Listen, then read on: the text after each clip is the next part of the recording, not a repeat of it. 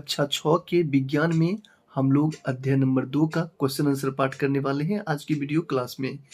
इससे पहले हम लोगों ने कक्षा 2 के पूरे लाइन टू लाइन हमने पढ़ा है, बिल्कुल अच्छी तरह से समझा रखा है। बिल्कुल इस वीडियो को यदि आपने नहीं देखा है तो इसके लिंक में, इसके डिस्क्रिप्शन में लिंक दे दूंगा, बिल्कुल आप वहां से देख वो समझ सकते हैं।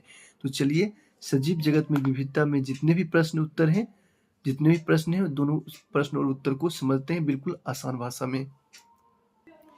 तो आप देख सकते हैं यहाँ से आपके पहले क्वेश्चन है कि यहाँ 2 प्रकार के बीज दिए गए हैं, आप इनके पौधों की जड़ों और पत्तियों के शिरा विन्यास में क्या अंतर पाते हैं।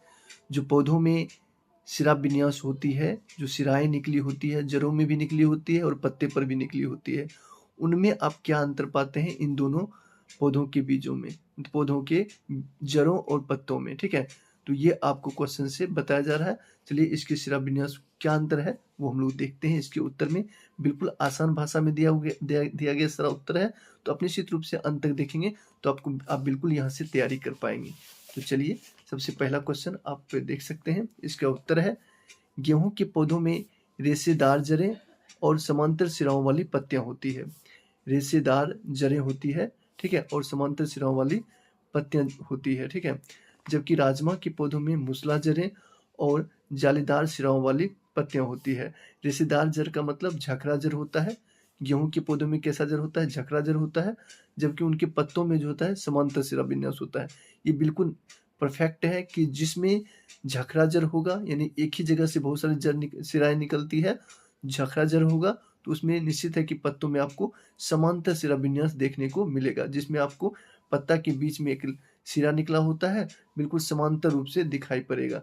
तो ये आपका समांतर सिरा विन्यास होता है किसमें? गेहूं में। और राजमा के पौधों में मूसला जड़ें और जालीदार सिराओं वाली पत्तियां होती है। तो चलिए, इस क्वेश्चन को आपने बिल्कुल अच्छी तरह से समझ लिया होगा, नोट कर सकते हैं। चलिए, इसके हम लोग दूसरा क्वेश्चन को समझते हैं क्या कहा जा रहा है। तो देख सकते हैं दूसरा नंबर क्वेश्चन आ चुका है आपके स्क्रीन पर, यहाँ से आप बिल्कुल समझ सकते हैं। नीचे कुछ जंतुओं के नाम दिए गए हैं, उनके आवास के आधार पर समूह बनाए। चिन्हांकित खंड क में जलीय जंतुओं और चिन्हांकित खंड ख में थलीय जंतुओं के नाम लिखिए। खंड ग में दोनों आवासों में रहने वाले जंतुओं के नाम लिखिए। जैसा कि आप देख सकते हैं यहाँ पे क, ख और ग की बात की गई है, जिसमें ये आपके कुछ जंतुओं के नाम दिए गए हैं। इसको छांटना है कि कौन थल पे रहता है, कौन जल में रहता है, कौन दोनों जगह रहता है। घोड़ा है, डॉल्फिन है, इस प्रकार से ये आप देख सकते हैं। आपके पाठ्य पुस्तक में भी इस प्रकार से लिखा होगा। अब इसको हम लोग छांटते हैं तो बिल्कुल आपको उत्तर में दिखाई देगा ये सारी चीजें। जैसा कि आप देख सकते हैं खंड क में जो है आपको बताया जा रहा था यहाँ पे कि क जो है आपका कौन सा है, तो ये आपका है जलीय जंतु। ठीक है, क में जलीय जंतु को दिखाना है, तो ये आपके डॉल्फिन, व्हेल और मगरमच्छ जो है जलीय जंतु हो जाएंगे। वहीं पर ख में देख सकते हैं घोड़ा, भेड़, कबूतर, कछुआ और केचुआ, ये आपका थलीय जंतु हो गया, जो कि थल पे रहते हैं। और गौ में जो लिखा हुआ है मेढक, ये थल और जल दोनों में रहने वाले जंतु हैं। तो बिल्कुल हमने इस प्रकार से बांट दिया है। तो ये आपके क्वेश्चन नंबर 2 का आंसर बिल्कुल परफेक्ट है, आप यहाँ से नोट कर सकते हैं। चलिए, हम लोग क्वेश्चन नंबर 3 को समझते हैं। अब क्वेश्चन नंबर 3 आपका देखिए, कह रहा है कि मनु की माँ की एक शाक वाटिका किचन गार्डन है। एक दिन वह मिट्टी में मूली उखाड़ रही थी। उन्होंने मनु को बताया कि मूली एक प्रकार की जड़ है, मूली भी एक प्रकार की जड़ है। एक मूली को सावधानी पूर्वक देखें और लिखें कि वह किस प्रकार की जड़ है। मूली के पौधों की पत्तियों में आपको किस प्रकार का शिरा विन्यास दिखाई देगा। तो जड़ और पत्ता में शिरा विन्यास एकदम समानताएं पाई जाती है, जो जड़ में होता है उसी प्रकार से आपकी शिरा विन्यास पत्तों में दिखाई देता है। तो बिल्कुल आपको इसमें बिल्कुल समझने को मिलेगा। जैसा कि आप देख सकते हैं, जड़ आपका इसमें मूसला जड़ है। मूली में क्या होता है? मूसला जड़, जिसमें कि एक सिराएं बीच से निकली होती है और दोनों तरफ सिराएं होती है, तो ये आपका मूसला जड़ है। शिरा विन्यास का प्रकार है जालीदार, क्योंकि मूसला जड़ होगा तो आपका शिरा विन्यास पत्ता में कैसा दिखाई मिलेगा? जालीदार मिलेगा। तो बिल्कुल इसका उत्तर 3 का आप ये लिख सकते हैं। अब यहाँ से आपको चौथे प्रश्न बिल्कुल बताया जाएगा, बिल्कुल आसान भाषा में। पहले क्वेश्चन को समझिए, उसके बाद आंसर आपको बिल्कुल अच्छी तरीका से समझ में आ जाएगा। देखिए, क्वेश्चन कहा जा रहा है कि नीचे दिए गए चित्रों में पर्वतीय बकरी और मैदानी में पाए जाने वाली बकरी को देखें, ठीक है। उनके बीच समानताएं और अंतर बताएं। समानताएं क्या है और अंतर क्या है, ये दोनों बकरियों के बीच में कहता है कि समानताओं क्या है और अंतर क्या है। आप देख भी सकते हैं, इसकी मांसल संरचना जो है मोटी है, इसकी मांसल संरचना पतली है, ठीक है। इसके बड़े बड़े रोए हैं, इसके कम रोए हैं। ये पर्वतीय बकरी है और ये मैदानी बकरी है, तो दोनों में अंतर बिल्कुल बता देना है। तो इसी प्रकार से हमने लिख रखा है। देखिए, सबसे पहले आपको समानताएं में लिखना है, दोनों बकरियां हैं और एक ही परिवार से हैं, ठीक, और दोनों शाकाहारी हैं। ये बिल्कुल इनकी समानताएं होगी। शाकाहारी का मतलब बिल्कुल वो मांस वाली चीजें नहीं खाती है, तो ये समानताएं लिख देना है। अब लोग अंतर देख लेते हैं। तो अंतर में आपको इस प्रकार से लिख देने हैं। ठंडे पहाड़ी वाली बकरियों में तापमान से बचने के लिए मोटा लंबा फर होता है। जैसा कि आपने देखा, पर्वतीय बकरी जो होते ठंडे ठंडे स्थान वाला, उसमें क्या होता है, लंबा फर होता है, मोटा लंबा फर होता है, रोआ होता है। और गर्म जलवायु मैदानी बकरियों में छोटे फर होते हैं। तो ये आप लिख देना अंतर। और एक और अंतर लिख देना है, पहाड़ी बकरियों के मोटे शरीर होते हैं जबकि मैदानी बकरी का पतला शरीर होता है। मांसल संरचना के हिसाब से बिल्कुल ये लिख देने हैं। अब हम लोग समझते हैं क्वेश्चन नंबर 5 को। अब देखिए, क्वेश्चन नंबर 5 में कहा जा रहा है कि पाठ में चर्चा की गई विशेषताओं के अतिरिक्त किसी अन्य विशेषता के आधार पर निम्नलिखित जंतुओं के 2 समूह बनाएं। गाय, तिलचट्टा, कबूतर, चमगादड़, व्हेल, कछुआ, मछली, टिड्डा, छिपकली। ये लिखा हुआ है। पाठ में चर्चा की गई विशेषताओं के आधार अतिरिक्त, मतलब अतिरिक्त आपको 2 समूह बनाना है। आप कोई भी चीज़ों को लेकर के बना सकते हैं, लेकिन हमने जो बनाया है बिल्कुल आप इसको देख सकते हैं। हमने बनाया है रीढ़ की हड्डी के आधार पे, ठीक है। मतलब रीढ़ की हड्डी वाले जानवर और बिना रीढ़ की हड्डी वाले जानवर। तो गाय जो है रीढ़ की हड्डी वाले जानवर है। गाय, कबूतर, कछुआ, व्हेल, उसी में से मैंने छांट के लिख दिया है, छिपकली और चमगादड़। और बिना रीढ़ की हड्डी वाले जानवर हो गए तिलचट्टा और टिड्डा। तो इस प्रकार से आपको भी लिख देने हैं। तो ये एक आधार ले सकते हैं आप, कोई भी और भी आधार लेकर के दोनों को इस प्रकार के बांट के लिख सकते हैं। तो बिल्कुल इस क्वेश्चन को भी आप लोगों ने समझ लिया होगा। अब लोग क्वेश्चन नंबर 6 को समझते हैं। क्वेश्चन नंबर 6 में देखिए, कहा जा रहा है कि जनसंख्या के बढ़ने और मनुष्यों द्वारा अधिक सुविधाजनक जीवन की चाह में विभिन्न आवश्यकताओं की पूर्ति के लिए वनों की कटाई की जा रही है। यह हमारे आसपास के परिवेश को कैसे प्रभावित कर सकता है? आपके विचार से हम इस चुनौतियों का निदान कैसे कर सकते हैं? जनसंख्या के बढ़ने और मनुष्यों द्वारा अधिक सुविधाजनक जीवन की चाह में विभिन्न आवश्यकताओं की पूर्ति के लिए वनों की कटाई की जा रही है। बिल्कुल सही बात है।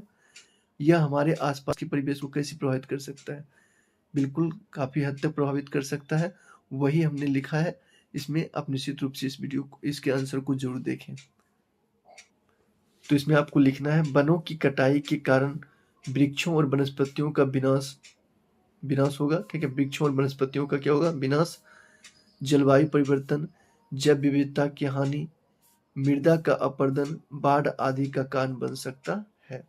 ये सारी चीजें हो सकती है। वनों की कटाई के कारण वृक्षों और वनस्पतियों का विनाश, पहला। जलवायु परिवर्तन, जैव विविधता की हानि, ये आप कोमा देकर लिख सकते हैं।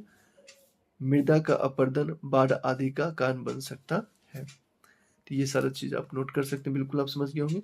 और इसी में है कि हम इस चुनौतियों का समाधान निम्नलिखित तरीकों से कर सकते हैं। अगर इसको हमको समाधान करना हो तो ये चीजें कर सकते हैं। पुनः वृक्षारोपण, वृक्ष लगा करके वृक्षों की कटाई पर रोक लगाना, वृक्षों की कटाई पर रोक लगा करके। और तीसरा नंबर, वनों की कटाई पर रोक लगाने के लिए गंभीरता से कानूनों और नियमों को लागू करना। तो हम कानूनों को लागू करके जो है बिल्कुल इस पर रोक लगा सकते हैं। तो बिल्कुल आप यहाँ तक लिख सकते हैं इसके समाधान में। अब लोग नेक्स्ट क्वेश्चन नंबर 7 को समझते हैं। देखिए, आपका क्वेश्चन नंबर 7 में कहा जा रहा है कि फ्लो चार्ट का विश्लेषण करें। इनमें क और ख के कौन कौन से उदाहरण हो सकते हैं? फ्लो चार्ट देखिए आगे दिया होगा। तो ये आपके फ्लो चार्ट है। पौधा, क्या इसमें पत्तियां हैं? हाँ। इसमें क्या जालिकर पेसिबिनस है? हाँ। तो ये सारा चीज फ्लो चार्ट दिया गया है। इस पर आपको अब इस पर डिस्कस विश्लेषण करना है। तो देखिए, आपको इस प्रकार से कर देना है। क्या कहना है इसमें? देखिए, जिन पौधों में जालिका रूपी सिरा विन्यास होता है उनमें मूसला जड़ें होती है, ठीक। जबकि जिन समांतर सिरा विन्यास होता है, जिनमें समांतर सिरा विन्यास होता है, उनमें जखरा जड़ें होती है। ये आपके विश्लेषण में कह देना है। जैसा कि इसमें फ्लो चार्ट में दिया गया था कि क्या इसमें पत्तियां हैं, हाँ, क्या इसमें जाली के रूप में विन्यास है, तो इसमें बताया गया है जिसमें जाली का रूप में विन्यास होता है तो उसकी पत्तियां कैसे होती है, तो ये बातें आपको लिखना है विश्लेषण में कि जिन पौधों में जालिका रूपी शिराविन्यास होती है उनमें मूसलाधारी होती है, जबकि जिन समांतर शिराविन्यास होता है उनमें झकड़ाधारी होती है। यही बातें आपको लिखना है विश्लेषण में। चलिए आगे देखते हैं। आगे बच्चों आपका क्वेश्चन नंबर 9 है, जिसमें कहा जा रहा है कि तालिका में कुछ आंकड़े दिए गए। क्वेश्चन नंबर 8 है। क्वेश्चन नंबर 8 में कहा राज अपने मित्र संजय से तर्क करता है गुड़हल का पौधा एक झाड़ी है। गुड़हल का पौधा एक क्या है, झाड़ी है। तो संजय इसके स्पष्टीकरण के लिए कौन कौन से प्रश्न पूछ सकता है। देखिए झाड़ी होगा तो झाड़ी आकार में क्या होता है, छोटा होता है, और इसके तना जो होता है क्या होता है, काष्ठीय होता है, पतला होता है। तो वही सब प्रश्न पूछ सकता है। देखिए इसमें मैंने बताया है, बिल्कुल आप यहाँ से नोट कर सकते हैं। देखिए संजय इसके स्पष्टीकरण के लिए निम्नलिखित प्रश्न पूछ सकता है। पहला पूछ सकता है कि तने की प्रकृति क्या है, तने की प्रकृति क्या है, और गुड़हल के पौधों की ऊंचाई कितनी है, क्या गुड़हल के पौधों की तना काष्ठीय होता है। तो ये सारा चीज होगा तो वो झाड़ी होगा, और तने की प्रकृति के ये सारे प्रश्न पूछ सकता है। तो बिल्कुल आप ये उत्तर लिख सकते हैं। चलिए उसके उदाहरण में आपको क्या देना है वो भी चीज जाने। तो इसके उदाहरण में आपको 9 नंबर का ये उत्तर है। तो चलिए 9 नंबर के प्रश्न को पहले समझते हैं। तो 9 नंबर में कहा जा रहा है कि तालिका में कुछ आंकड़े दिए गए हैं, आंकड़ों के समूह के आधार पर इन पौधों के उदाहरण पता लगाइए। ये आंकड़े दिए गए हैं, द्विबीजपत्री, मूसलाधार। बीज का प्रकार द्विबीजपत्री और जड़ का प्रकार क्या हो जाएगा, मूसलाधार। तो उदाहरण में इनके क्या हो जाएंगे, द्विबीजपत्री के उदाहरण क्या हो जाएंगे वो लिखना है। एक बीजपत्री झखराजर, जिसमें एक बीजपत्री होता है वो क्या होता है, झखराजर होता है। जैसा कि मक्के के पौधे में देखा था, मक्के पौधे में एक बीजपत्री होती है तो उसमें क्या होता है, झखराजर होता है, और गेहूं का भी पौधा होता है। ठीक है, तो बिल्कुल इसके उदाहरण आपको लिखने हैं द्विबीजपत्री एक बीजपत्री के आधार पर। तो चलिए देखते हैं। तो द्विबीजपत्री वाले उदाहरण में आपको लिखना है गाजर, मूली, सरसों, गुड़हल। ये सारे क्या हो जाएंगे, द्विबीजपत्री वाले। और एक बीजपत्री वाले में हो जाएंगे गेहूं, चावल, मक्का, घास और प्याज। ये सब में झखराजर होगा और ये द्विबीजपत्री होगा। ठीक है, इसमें मूसलाजर होगा और इसमें एक बीजपत्री होगा। तो बिल्कुल आप ये नोट कर सकते हैं। अब बात करते हैं, और इसी में क्वेश्चन है। देखिए क्वेश्चन है 1 नंबर में कि समूह क के पौधों में क्या समानताएं हैं। क के जो पौधे हैं उसमें आपने जो उदाहरण में देखा उसमें क्या समानताएं हैं, और समूह ख के पौधों में क्या समानताएं। सभी में समानताएं बताना है, सभी पौधों में। तो बिल्कुल हम लोग इसके उत्तर को देखते हैं। तो समानताएं में आपको लिखना है कि जिन पौधों में मूसलाजरें होती है उनके पत्तों में जालिका रूपी सिरा विन्यास होता है। ये सभी पौधों में आपको देखने को मिलेगा जिन्हें मूसलाजरें, मतलब मूसलाजर का मतलब एक सिरा निकला हुआ रहता है, दोनों तरफ सिरा निकला हुआ रहता है। तो ये आपका मूसलाजर होता है। और उसमें क्या होगा, तो उसमें जालिका रूपी सिरा विन्यास मिलेगा आपको। पत्तों पर जो है जाली की तरह जो है, जाल की तरह जो है आपको सिरा देखने को मिलेगा। ठीक है, और आगे है कि जिन पौधों के समांतर सिरा विन्यास होता है उनमें झखरा जड़ें होती है। जिन पौधों के पत्तों में आप समांतर सिरा विन्यास देखिएगा, जैसे कि गेहूं का पौधा है तो उसमें आप जड़ देखिएगा तो झखरा होगा। ये आपको समानताएं सभी पौधों में देखने को मिलेगा। तो ये आपका 1 और 2 में बिल्कुल लिख देने हैं। तो इस प्रकार से आपका 9 नंबर का उत्तर जो है यहीं पर समाप्त होता है। बिल्कुल आप यहाँ से नोट कर सकते हैं। अब आपका क्वेश्चन नंबर 10 है, जिसमें कहा जा रहा है कि नीचे दिए गए चित्र में बत्तख के नामांकित भाग को देखें। देख सकते हैं नामांकित भाग, झिल्ली युक्त पंजे लिखा हुआ है, कबूतर का पंजा का सीन है। और इसमें कहा जाए कि बत्तख अपने इस भाग का उपयोग, बत्तख के पंजों में अन्य पक्षियों की तुलना में आपको क्या भिन्नता दिखाई देती है। जो बत्तख के पंजे हैं और अन्य पक्षियों के जो पंजे होते हैं उनमें आपको क्या भिन्नता दिखाई देती है। बत्तख अपने इस भाग का उपयोग करके कौन सी गतिविधि करने में सक्षम होगी। तो बिल्कुल ये आपको पता भी होगा कि बत्तख जो है पानी में तैरता है, तो इस झिल्ली युक्त जो पंजे होते हैं उनको सहायता करती है तैरने में। बिल्कुल आप ये लिख सकते हैं। और क्या लिखेंगे, बिल्कुल इसके आंसर में हम लोग देखते हैं। देखिए आंसर में बिल्कुल समझ सकते हैं कि बत्तख के पंजों में अन्य पक्षियों की तुलना में भिन्नता दिखाई देती है। बत्तख में झिल्ली युक्त पंजे होने के कारण उनको पानी में तैरने और आगे बढ़ने में मदद मिलती है। तो ये आप लिख सकते हैं। 10 का ये आपका यहीं पर समाप्त होता है आंसर। और फिर नेक्स्ट वीडियो में हम लोग जो है नेक्स्ट पार्ट के आंसर भी अच्छी तरह से देखेंगे। और जो विद्यार्थी को ये इस प्रकार का कंटेंट पसंद आया हो तो निश्चित रूप से आप कमेंट जरूर कीजिएगा, ताकि मैं आपको नेक्स्ट वीडियो में इसी प्रकार के और भी क्वेश्चन उत्तर को अच्छी तरह से आसान शब्दों में प्रोवाइड कर सकूं। थैंक यू यहाँ तक देखने के लिए। आप सभी का दिन शुभ हो।